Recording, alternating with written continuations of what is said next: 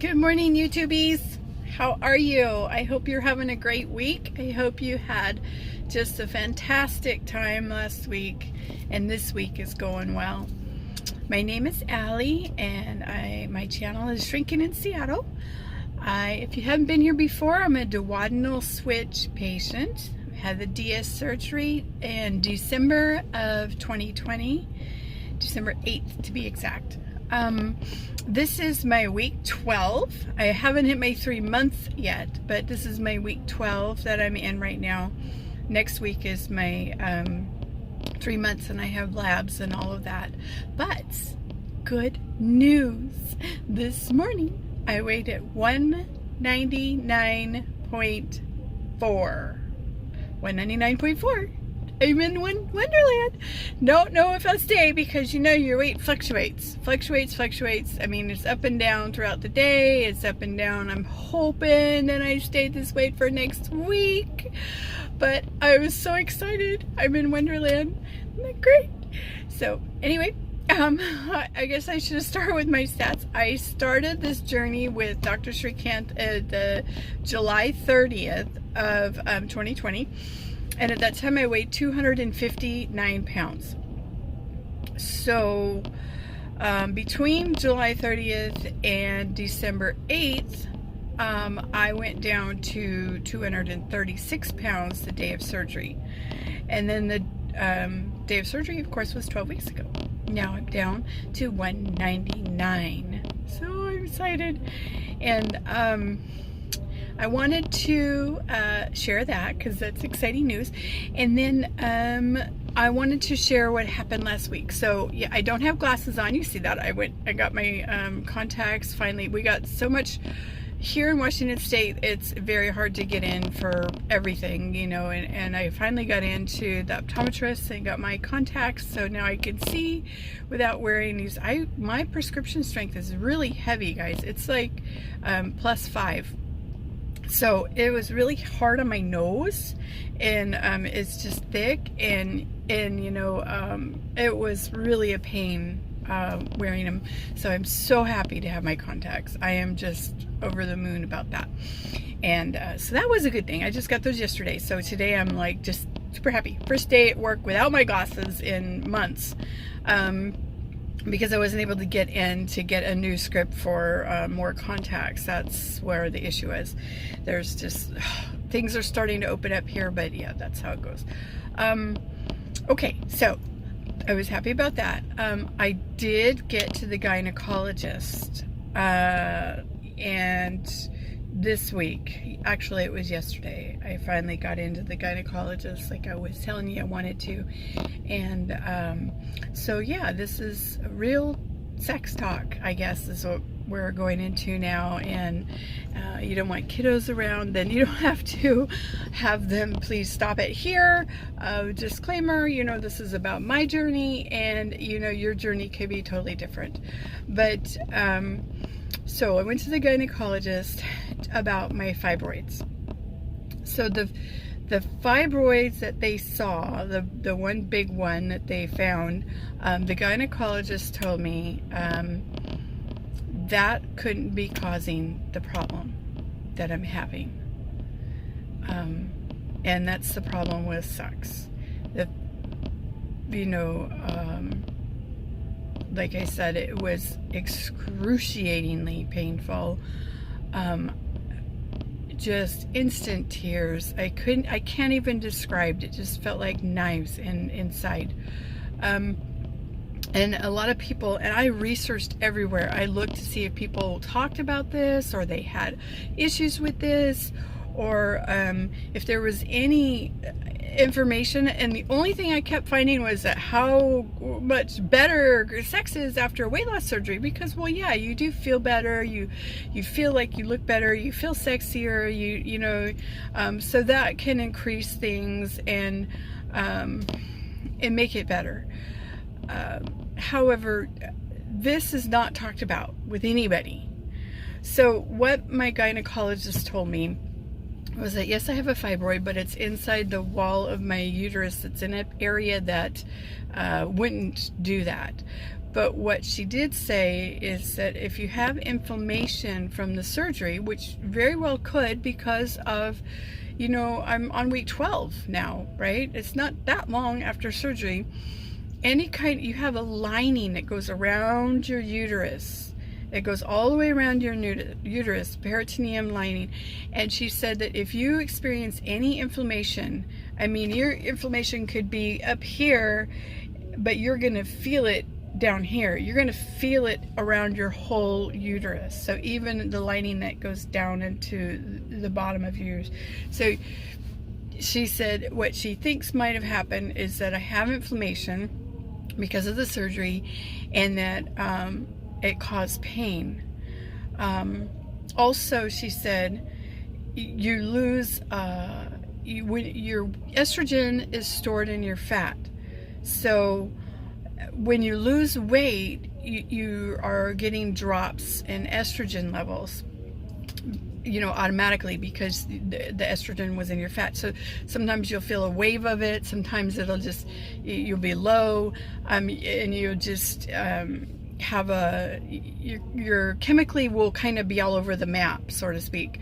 And then to add to that problem, I'm 49, so I'm right in the perimenopausal age, and so that estrogen levels are like spiking and dropping and spiking and dropping already anyway. And then you add to that I'm losing estrogen because I'm losing weight. She says it's good that you're losing weight, but you are losing estrogen, and that's kind of what happens. And so you're chemically be unbalanced until it all levels out, you know, and it will level out. It's just not right now. It's not. So she encouraged me to take Tylenol before trying intercourse again, but because it has some anti-inflammatory properties, and she said it's not the best choice, but because we can't, as DSs, we can't take ibuprofen. At least that's what I was told by my doctor, that I won't ever be able to take ibuprofen again. And I asked him, well, what do I do with a headache? He said, take Tylenol. So, oh, there it is, Tylenol. So she said it has some anti-inflammatory properties, so try to take Tylenol beforehand. And then she said, give your body some time to heal and see if things change. So what I'm hoping is that things will change through time, you know, and healing. And I'm glad that it's not a situation where I have to have a hysterectomy because of the fibroids, because that was really scaring me based on what I went through with my surgery. And if you've seen my videos, you understand that was really scary. But I'm, you know, my husband is thrilled that it's not a situation like that. Ooh, the sun is coming. Hold on. and we don't have to do that. We just have to be careful and have to wait. So the reason for this discussion, oh my goodness, I can't. The reason for this discussion, let me see if I can move you over here. Okay, here we are again. I was trying to film the second part of this video because it's in the evening, and the ferry took off and the sun is just like blaring on me again. So I'm trying to figure out how I'm going to do these. See, like if I sit up, see, it's just, if I put it here, it's really, it's bad. So I got you kind of down here in the seat and I got to hold on to you. So hopefully I'm not too wiggly.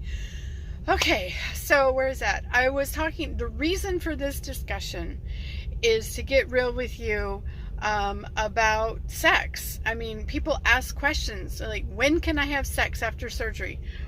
When can I be with my significant other, my husband, my wife, you know, and that's such an individualized question because it's basically based on how you're healing and how your body's healing and your age and the things going on with you. But it is important, and we know it's a fact of life. It's an important part of life, and being close to your mate and feeling that closeness is valuable. So it is something that needs to be talked about. I would say that if you're feeling any kind of pain, give it time, because that eventually will go away, according to my doctors. And, there's other things that can cause pain.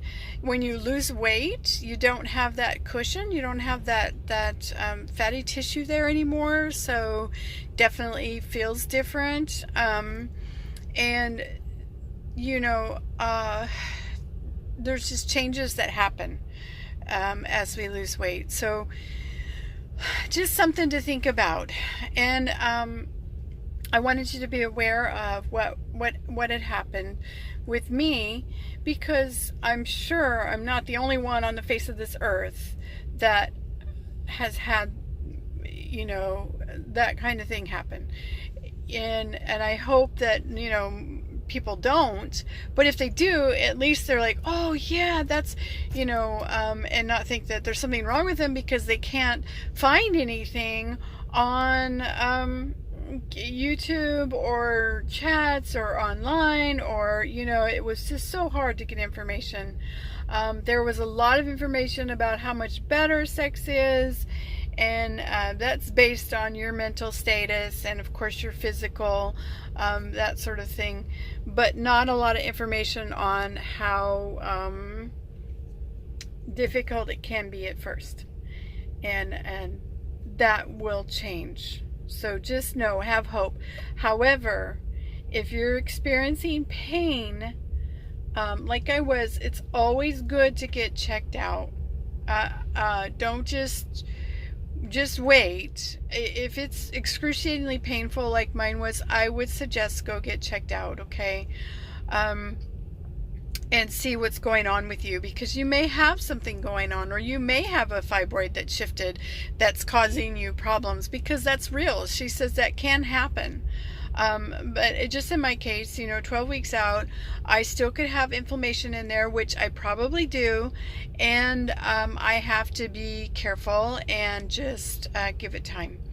And I have the best husband in the world ever, who's just patient with all of that. It's not like I'm being pushed or, have to, not at all. It's just a closeness and a connection that you feel when you're with your partner. And, you miss that for sure. So, but we are so in love, and we are so close in so many other ways that that is just going to take a little bit of time. No biggie. We'll get through that. But I wanted to be real with you guys, and I wanted you to really truly hear about that and have a little sex talk. I know it's not in depth. It's not, don't take my advice over a doctor's by any means.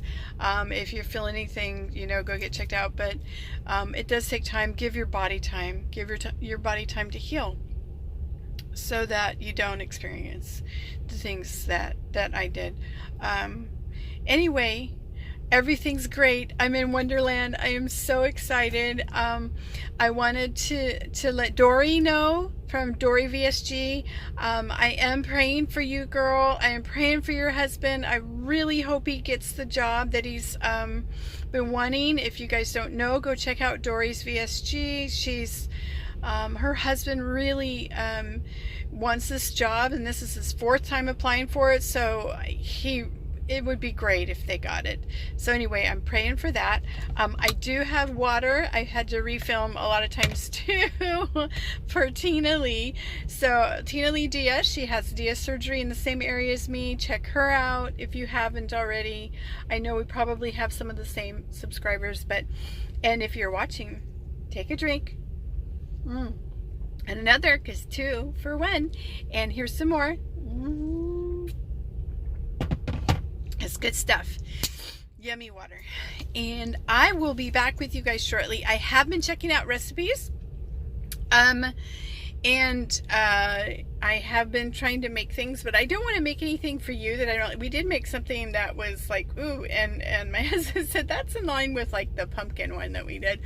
It was a different truffle, but we are going to be making things because I just keep experimenting, and I want to come to you guys with something really good. And I was thinking, this is March, okay? So I was watching. Oh shoot, I'll put her name in the description. I don't have it right this second because I'm in the car and I just lost my head for a minute. But she did something, this was several years ago, and she was following somebody else who was doing it. And anyway, they called it March Munchies, okay? So it was like coming up with munchy things to make for you to have as a de-esser or a weight loss surgery person, and what can we make that's kind of simple but yummy, and things that we would go to anyway, or something new that we might like. So let's do March Munchie. That would be so fun, don't you think? I'm going to come up with the first March Munchie video this week, and hopefully I'm tagging everybody else who is watching in it to do a March Munchie, and let me know that you did it, okay, so that I can come check you out. That would be awesome.